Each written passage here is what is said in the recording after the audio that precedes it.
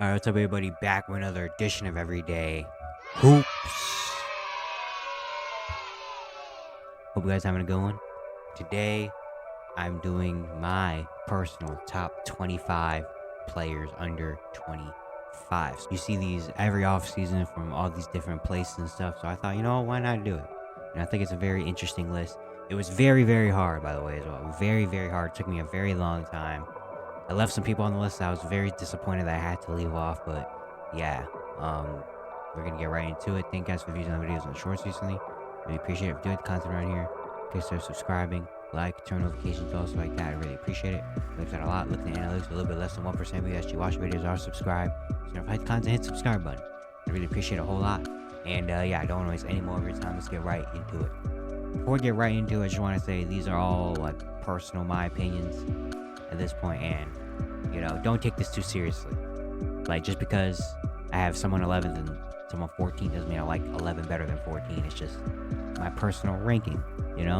I try to base it kind of off. I try to it's kind of a mix between right now and potential.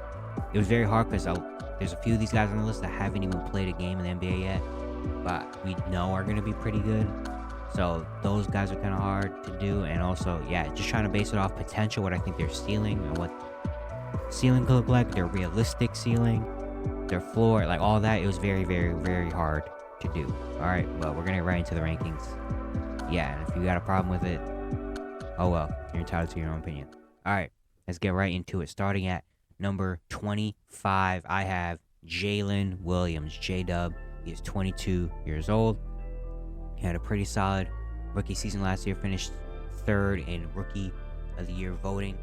Really came out and just looked the part already, Last year's rookie year, played 75 games, he averaged 14 points, 4 rebounds, 3 assists, and a steal. He shot 52% from the field, 35% from 3, 81% from the free throw line. He just looked he looked like he was in his place, doing a lot of things, scoring the ball, not afraid to attack the rim, being the lead ball handler at sometimes as well, and being a good passer, hitting the three, again, getting to the basket. Defensively, he was really, really good as well. He just looks like a very good all-around solid player.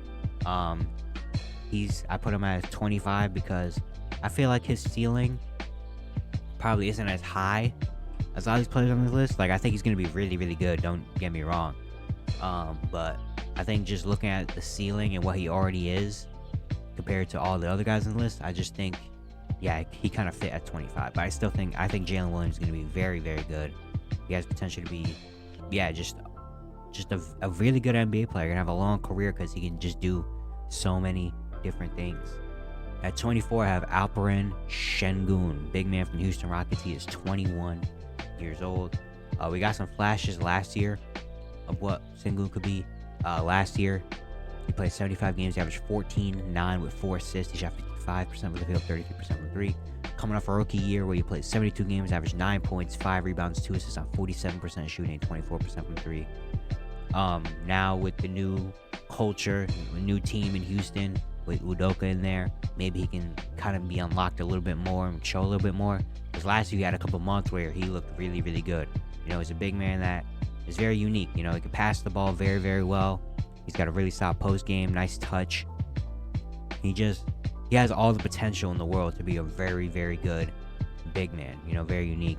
But even at the very least, he's just going to be a very solid starting big.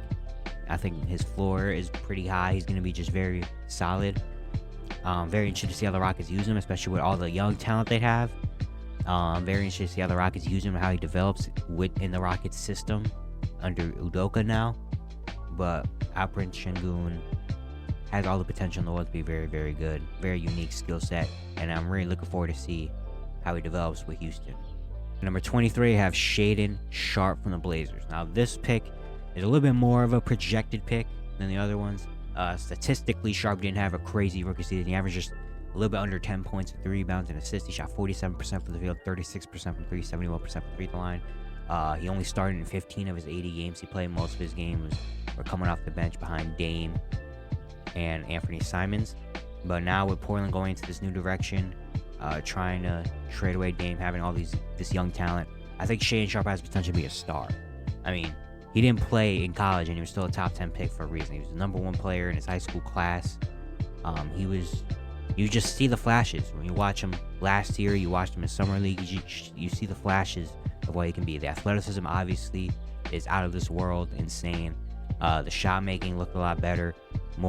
Summer league looked a lot more comfortable shooting the ball from 3, from mid range, and even last year he had a better probably shot than I thought he was gonna have.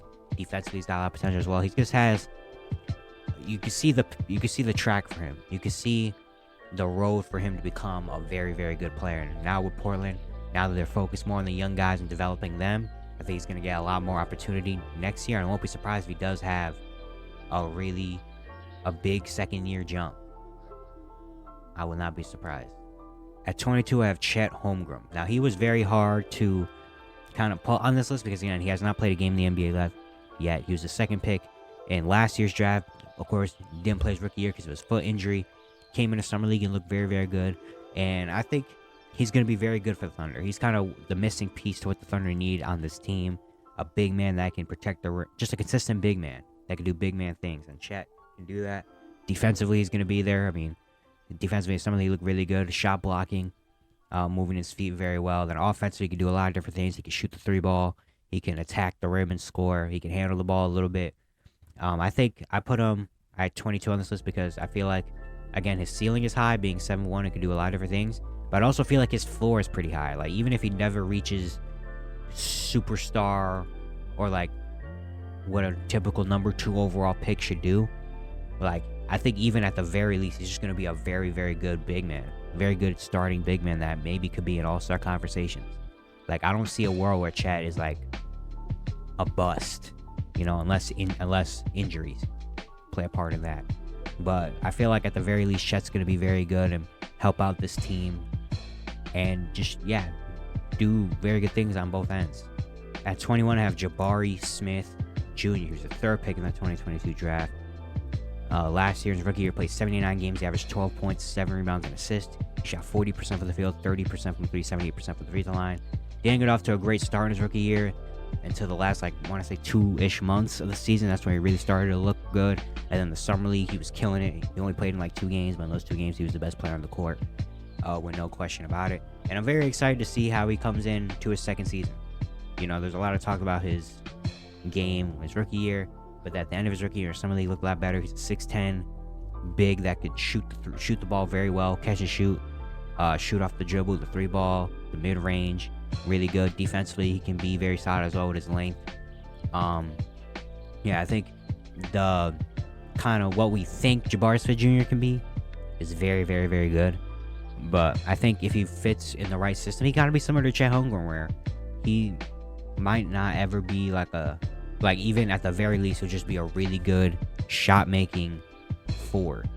At the very least, which I think is a place that a player that a lot of teams can use, and I think under Udoka and what his system can bring, I think Jabari will really benefit from it. And I think, after having that bad rookie year, well, not bad, but that struggle to start the rookie year, I think now he kind of knows what it takes to be in the league, and I think next year he'll get off to a really good start. So I'm very excited to see what Jabari Smith Jr. does this year. At 20, I have Scoot Henderson. Now, again, this is a big projected pick. All right, he has not played a game in the NBA yet. He was just the number 2 or number 3 overall pick in the draft last year. I didn't want to put him really high because, again, he hasn't played a game yet, so you got to take that factor in. But I honestly believe Scoot Henderson will be a star. I think once Dame leaves, he'll be the starting point guard. He'll kind of be given the keys to the franchise. I think he should be probably given the keys to be the next one up. And he played a few minutes in that summer league game. He looked really, really good. I love his G League tape. He's a point guard that is very explosive. I mean, honestly, athletically, he can do a lot of different things. He's strong. He can get to the rim and finish on you. The mid-range is butter. That pull-up mid-range, I feel like he never misses those. Again, his passing ability is really good. His ball handling ability, I love his pace. I just love what I've seen from him already. And I think he has that dog mentality. And I'm just super, super excited to see what he can do, especially when Dame gets traded, whenever that happens. But I truly believe Scoot Henderson will be a top point guard in the league. At this fullest potential, I firmly believe he could be a top 10, maybe even top 5 point guard in the league. Like, he has that kind of skill set potential. At 19, I have RJ Barrett. RJ was very tough to do because he is still 23, and he's been good enough in his career where you kind of have to put him on the list. But also, it's like, I don't know, I feel like RJ right now, like, this is what RJ is going to be for the rest of his career. I'm not saying he can't get better, but I don't see RJ taking another huge jump after that. I feel like this is kind of what RJ Barrett is, what we've seen, which is still really good, which is still a starting level, like, guard forward. You know, last year he averaged 19, 5 and 2. He shot 43% from the field, 31% from the 74% from the free throw line. So far through his first 4 years in his career, he's averaged 18, 5 and 2 on 42% shooting from the field, 34% from 3, 71% from the free throw line. Obviously, you want him to be better shooting the ball wise and doing little things like that. But even what RJ is now, he's still a really solid scorer that gets to the rim and score. He's not afraid of shooting the ball, and defensively, he's very solid as well. So RJ, even though, yeah, people might not be, especially because he plays in New York, so a lot more attention is on him. He might not be that superstar, or honestly, maybe never be an all-star in his career. But even still, at this point, he's already been very solid in his career, and I think for the rest of his career, he's just going to be a very solid starting forward. At 18, I have Tyler Herro. And I kind of had to put him in the same realm as RJ Barrett because I feel kind of similar to him as I feel about RJ Barrett. I feel like this is this is what Tyler Herro is going to be for the rest of his career. A really good scoring guard, whether that be a starter or a 6-man. Like, I feel like this is just what Tyler is going to be. Last year in 67 games, he averaged 20 points with 5 rebounds, 4 assists. He shot 44% from the field, 37% from 3, 93% from the free throw line. So far through his first 4 years of his career, he's averaged 17 points, 5 rebounds, and 3 assists, shooting 44% from the field, 38% from 3, 87% from the free throw line. Obviously, there's a lot of stuff going on with him in Miami, and if he's even going to be in Miami for a while longer. But even still, I think Tyler Herro is just a really good scoring guard that can either be a 6-man, he could be a starter. He's just going to do really good things. And even though he might not ever be an all-star, I feel like at the very least, like, he's still going to be just a really good scoring guard, like a third option on a team. And I think that's really, really good for him. And I mean, he's still 23 years old, so you never know. Maybe if he gets traded to a different situation, things might change. But for right now, I think Tyler Herro is just, he's a good start. He's a good player. At 17, I have Josh Giddey. He's 20 years old, from OKC Thunder. Obviously, he's had a really good first 2 years of his career. Last year, in 76 games, he averaged 16, 8 and 6 on 48% shooting from the field, 32% from 3, 71%, 73% from the free throw line. Coming off a rookie year, we averaged 12.5 points, 7 rebounds, and 6 assists on 42% shooting, 26% from 3, 71% from the free throw line. He's going into his third year. He's playing over in FIBA right now with Australia, and he's playing really, really well. I think that could give him a big jump. And I think he's kind of similar to a few guys I put on this list that are young, that are like, I feel like even at his floor is still going to be a really good starting point guard. Like, obviously the high potential, he can be just like maybe like a Jason Kidd, like that type of point guard where he just kind of controls the offense. He can do everything. He can rebound, he can defend, he can pass, he can score when he needs to. Of course, you want to see that offensive game kind of be a little more consistent and step up a little bit more. But even if he doesn't become that type of high level elite point guard, at the very least, he's still going to be a guy that can give you like 15, 6, and 7, or 15, 6, and 6, like something like that.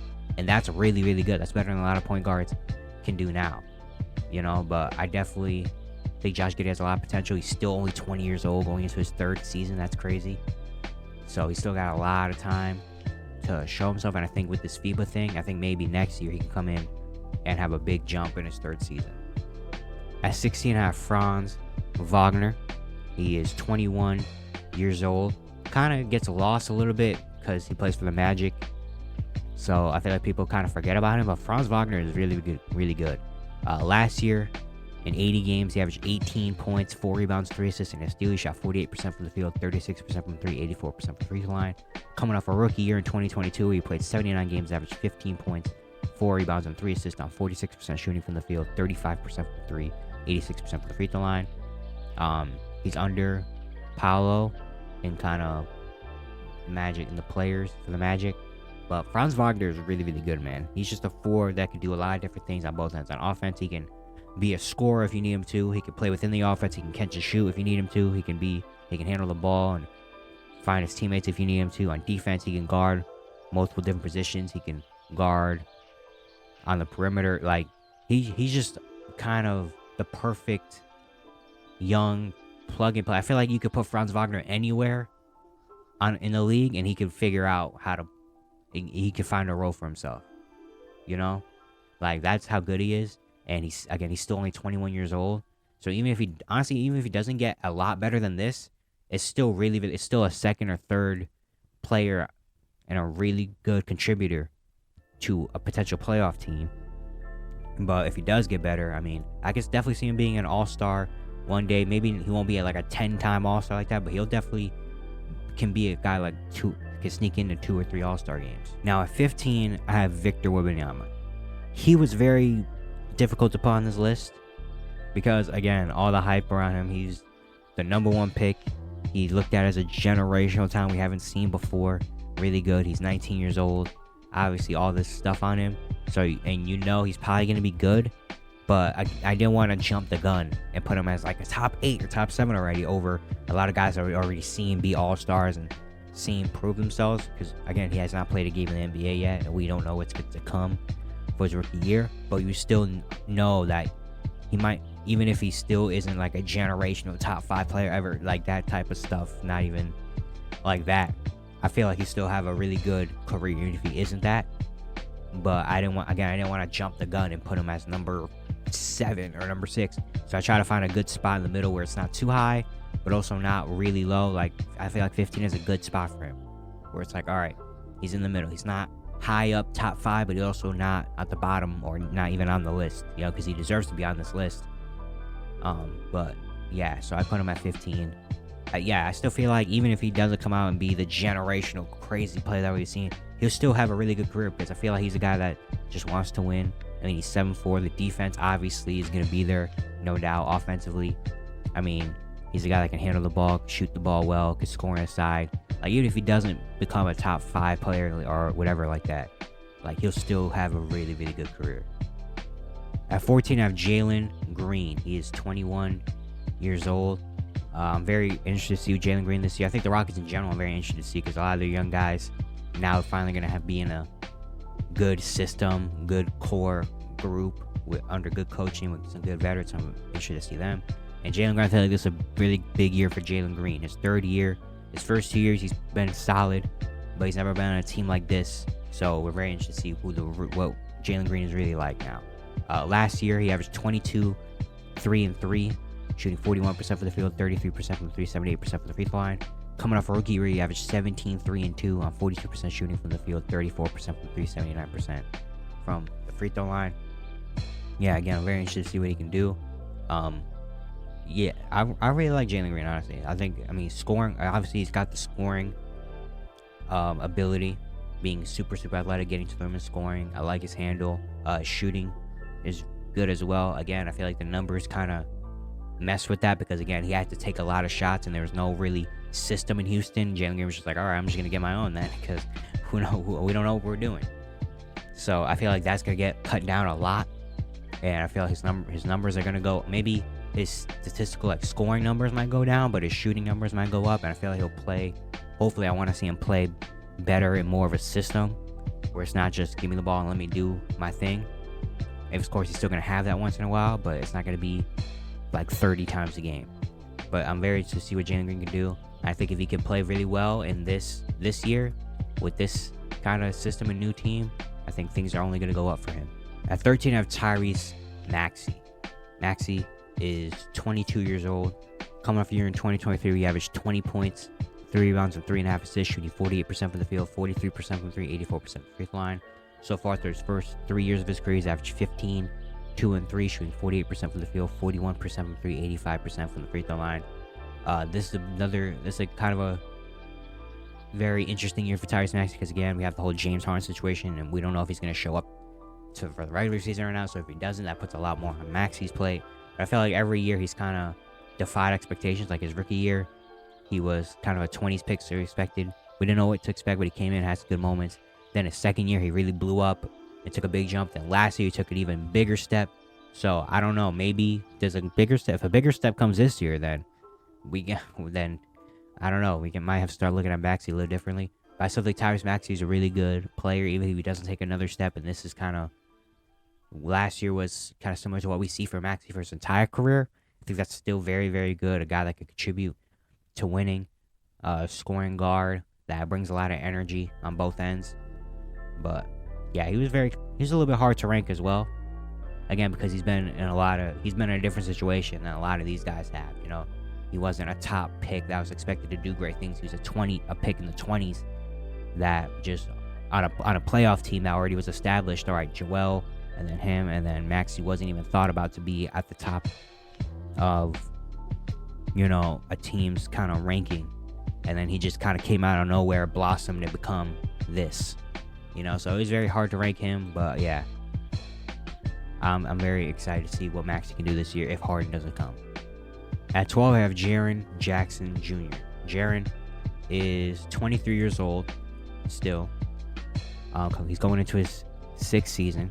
Last year, he averaged career numbers. He averaged 18.5 points with 6 rebounds and assists, a steal, and 3 blocks, shooting 50% from the field, 35% from 3, 70% from the free throw line. He won Defensive Player of the Year, made his first All-Star team.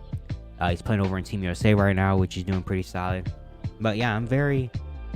I think Jaren, this is probably what Jaren's going to be for the rest of his career. And if it is, it's really good. You know, a guy that can be kind of around near All-Star conversation, even if he doesn't make it, you know, every year. A guy that is a really good defender, of course, blocking shots, moving well on his feet, stuff like that. Hopefully cutting down more on the fouls. And then offensive-wise, I feel like people kind of underestimate Jaren a little bit on the offensive-wise. But I remember last year when Ja was out and there's a lot of things going on, he was stepping it up a lot. You know, of course, he can stretch the floor and hit threes, but you know, he can also, you know, score inside, you know, have little moves here and there. Like, he's a very solid scorer, even though we don't really see it because he's not asked to be, because they have Ja and Desmond Bane and all those, so he's expected to be a top scorer on the team. But if you need him to, he can do it.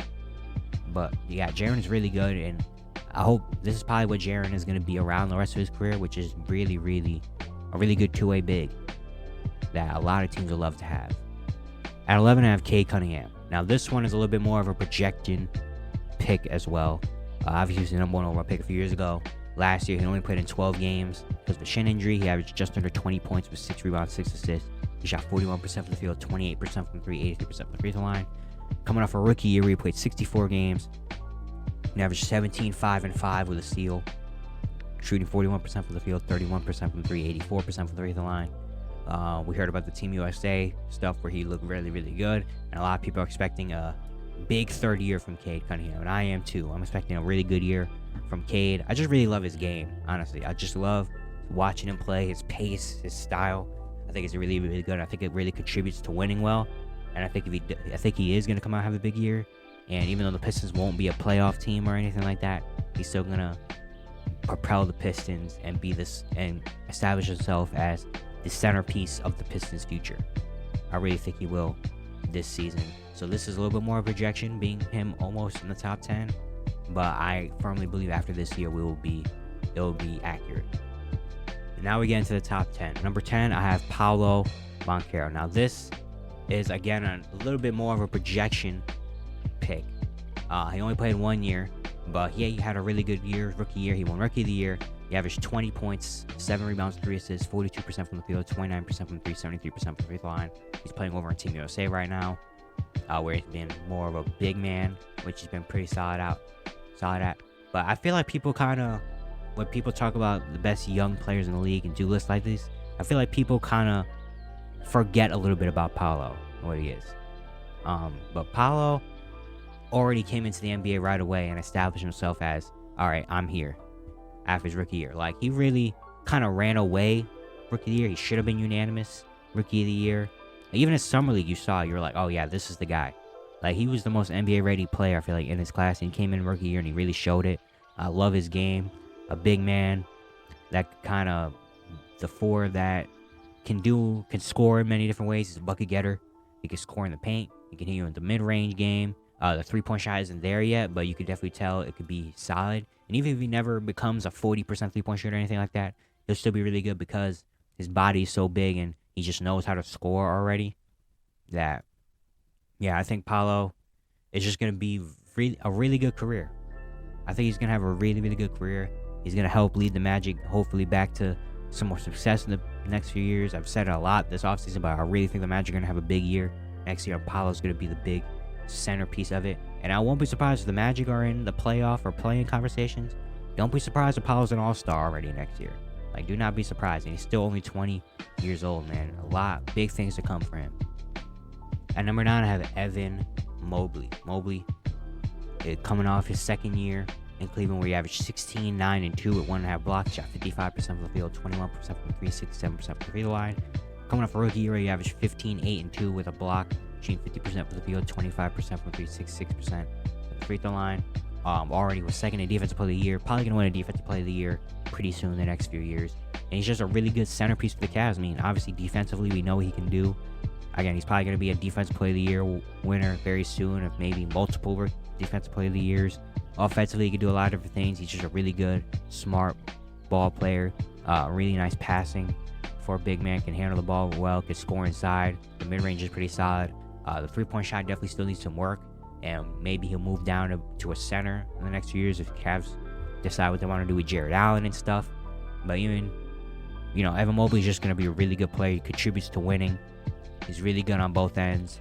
And the way his development is going, he's probably going to be in for a really good third year. And it's just a really good building block for the Cavaliers as well. Like, we already know, Evan Mobley's probably going to be an all-star in his career, a Defensive Player of the Year award winner, and just a real, piece for the Cavs.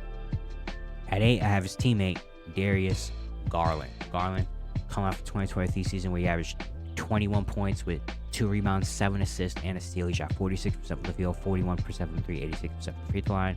So far through his first 4 years of his career, he's averaged 18.5 points, 2 rebounds, 6 assists, and a steal, shooting 45% from the field, 38% from 3, 87% from the free throw line.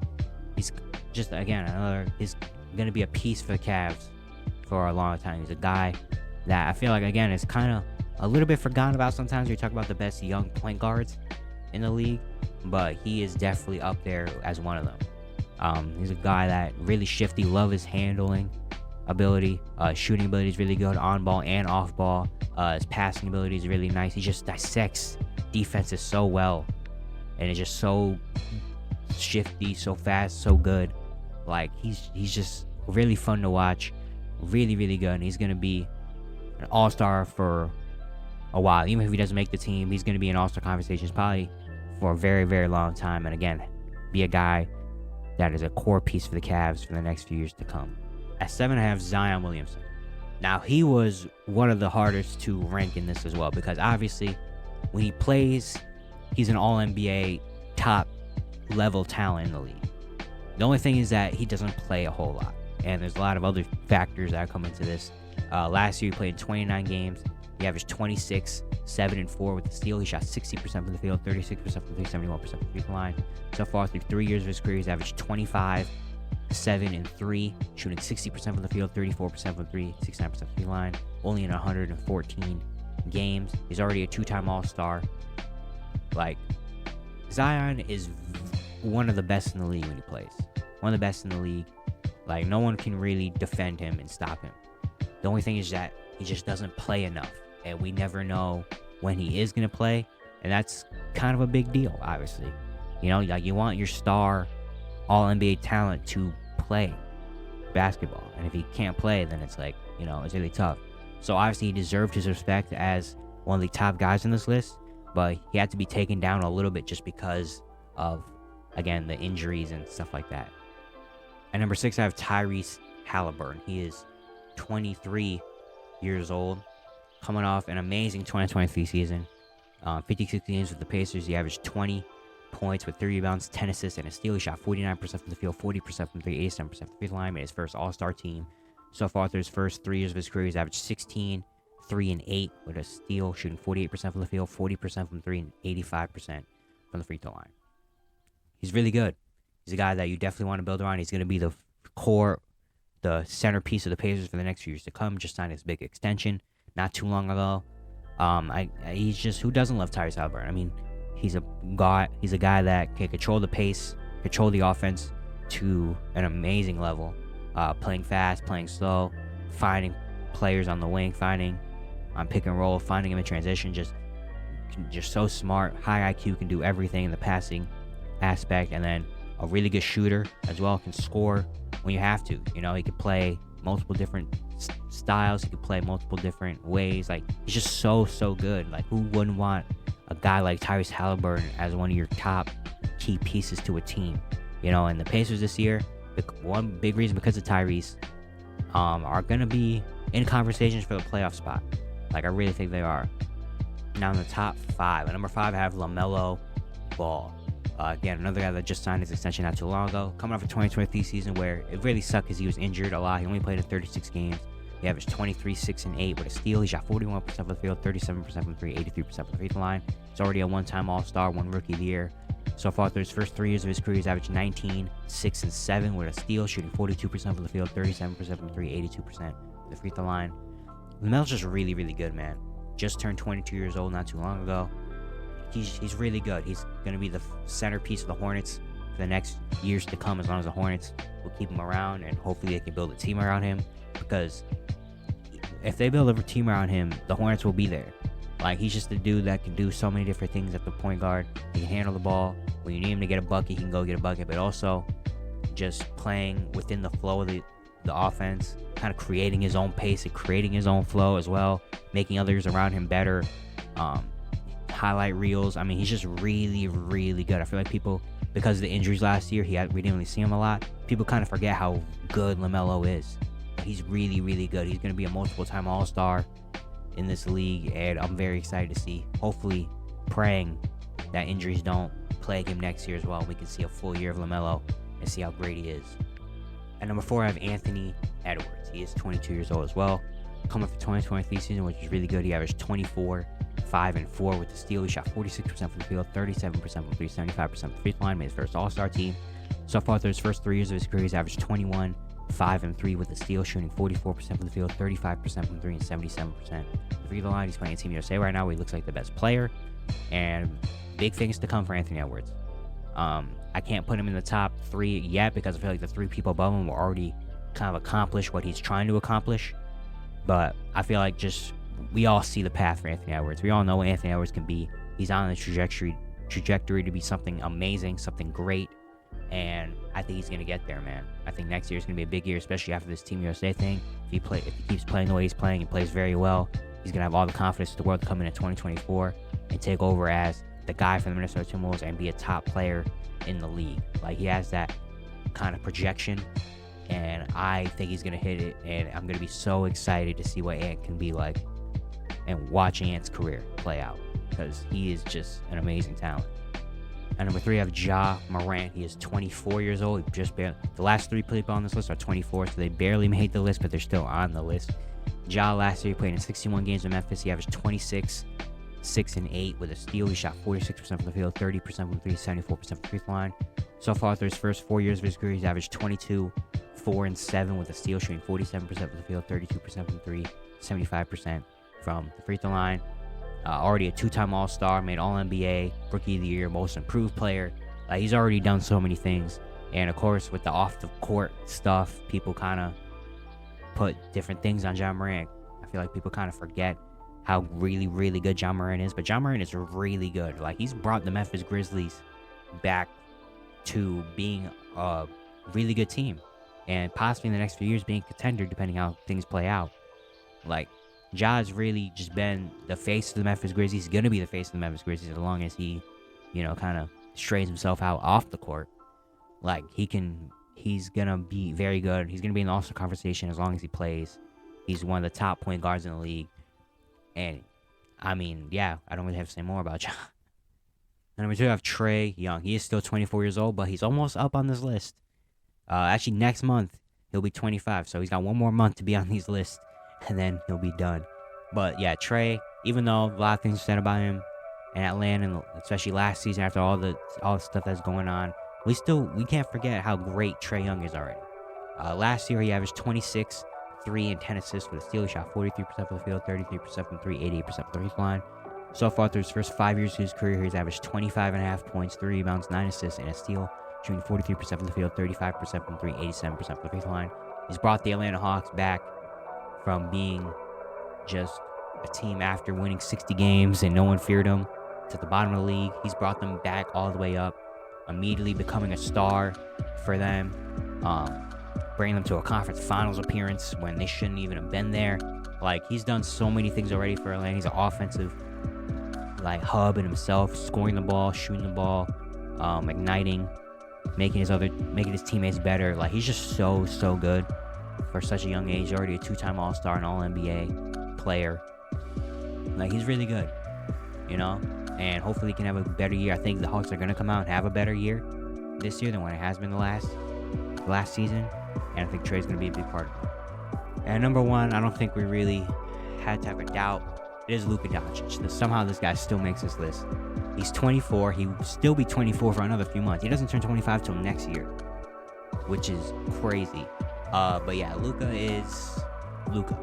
Coming off a year in 2023, he averaged 32, 8 and 8 with a steal. He shot 49% from the field, 34% from 3, 74% from the free throw line. So far through his first 5 years, he's averaged 27, 8 and 8 with a steal, shooting 46% from the field, 33% from 3, 74% from the free throw line. He's already a 4-time All-Star, 4-time All-NBA, and Rookie of the Year. Led his team to a conference finals appearance. It's Luka. You can't really, we don't really have to talk too much about it. Luka is Luka. He's the best player under 25, and he's on path to have one of the greatest careers we've seen. So, yeah, don't really have to talk too much about it. But yeah, that's it for today. I hope you guys enjoyed. Once again, if you enjoyed the content, consider subscribing, like, turn on notifications. Also, with that, I'd really appreciate it. Really upset a lot. This is a very hard list to do, man. There's a lot of players I left out of this list. I was like, dang, man. Like, I really hope they make it because I really like them. But, yeah, again, this list is kind of ever-changing. Next year, probably look a whole lot different. Who knows? Like, a lot of guys won't be able to make the list. A lot of guys might sneak onto this list. Who knows? But, yeah, thank you guys for watching. I'll see you guys tomorrow.